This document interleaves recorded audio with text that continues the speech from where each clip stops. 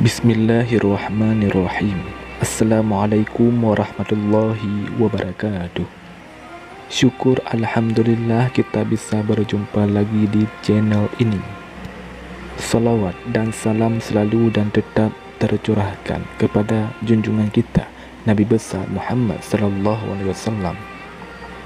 Allahumma salli ala Sayyidina Muhammad wa ala ali Sayyidina Muhammad.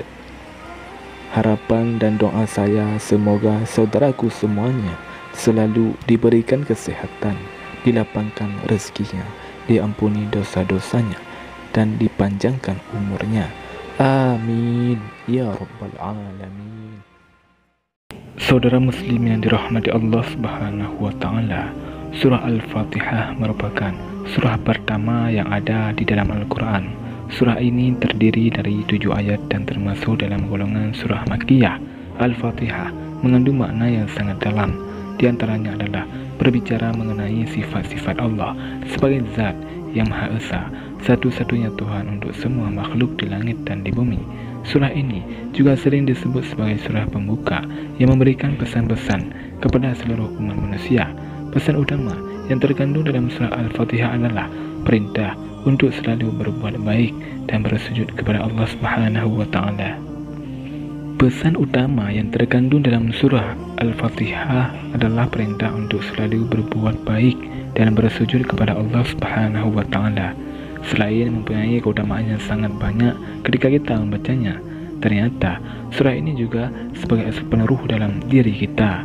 Mungkin kita sering mendengar atau bahkan sering menghadiahkan surah Al-Fatihah ini untuk orang lain, baik yang masih hidup maupun yang sudah meninggal dunia. Akan tetapi, pernahkah Anda terpikir untuk menghadiahkannya kepada diri sendiri? Jika selama ini belum pernah, mulailah dari sekarang untuk sesekali membaca surah Al-Fatihah dan hadiahkanlah untuk diri kita sendiri. Tujuannya supaya ruh dalam diri kita merasa segar dan tidak mudah rapuh iman. Lalu, bagaimana cara menghadiahkan surah Al-Fatihah untuk diri sendiri? Saudara muslim yang dirahmati Allah Subhanahu wa taala, tata cara yang bisa kita lakukan setiap pagi setelah bangun tidur, duduklah sejenak. Kemudian, tempelkan tangan kanan pada dada sebelah kiri kita, bagian jantung. Lalu, berikan salam pada ruh yang ada dalam diri kita. Untuk memberi salam, saudaraku semuanya bisa dengan Assalamualaikum wahai ruh yang ada di dalam tubuhku. Kemudian niatkan, ya Allah, saya hadiahkan surah Al-Fatihah ini untuk ruh dalam diriku sendiri, untuk lahir dan batinku. Jagalah hambamu ini, lindungi hambamu ini, dan jadikanlah hamba-hamba sebagai penjemput rezekimu yang berkah, berlimpah, layaknya air yang mengalir tanpa henti. Amin. Kemudian, setelah itu silahkan baca surah Al-Fatihah 1 kali. Setelah selesai mengucapkan syukur kepada Allah Subhanahu wa taala, dan silahkan jika ingin memulai aktivitas dari saudaraku semuanya. Lalu, apa keutamaan jika kita menghadiahkan surah Al-Fatihah untuk diri kita sendiri? Yang pertama, asyifa artinya sebagai obat. Allah Subhanahu wa taala berfirman, dan kami turunkan dari Al-Quran sesuatu yang menjadi penawar dan rahmat bagi orang yang beriman. Sedangkan bagi orang yang zalim, Al-Quran itu hanya akan menambah kerugian.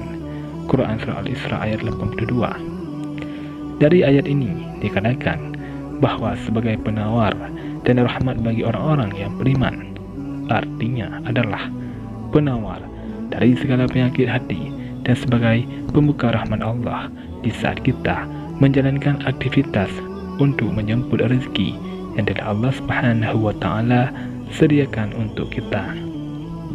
Apabila asupan ruh tercukupi jauh dari penyakit hati, insya Allah saat kita menjalani aktivitas pun akan terasa sangat nyaman dan penuh dengan rasa syukur, sehingga yang terjadi adalah rahmat dan nikmat kita insya Allah akan ditambah lagi oleh Allah Subhanahu wa taala.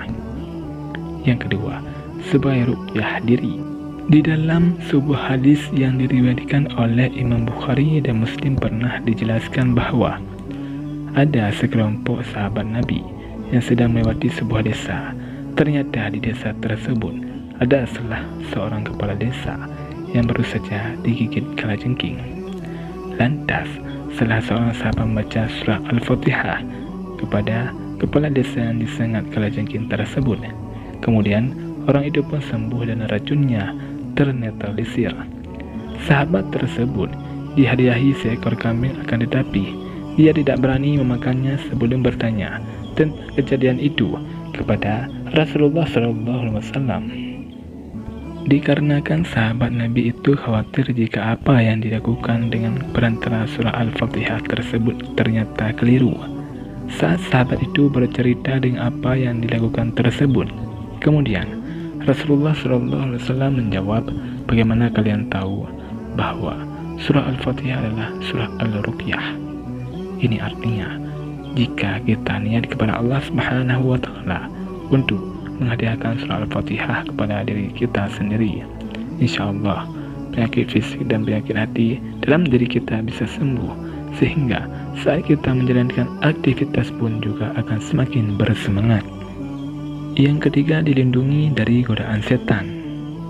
Tidak jarang saat kita beraktivitas banyak sekali godaan yang kita temui, yang mana jika iman kita lemah maka kita pun akan terjerumus dengan godaan tersebut. Oleh sebab itu, jika kita menghadiahkan surah Al-Fatihah untuk diri kita sebelum beraktivitas, insya Allah akan terlindungi diri kita dari segala macam godaan yang bisa menjerumuskan dalam dosa. Karena kita semua tahu dosa adalah penghalang masuknya rahmat Allah Subhanahu wa Ta'ala ke dalam diri kita. Yang keempat, memudahkan segala hajat.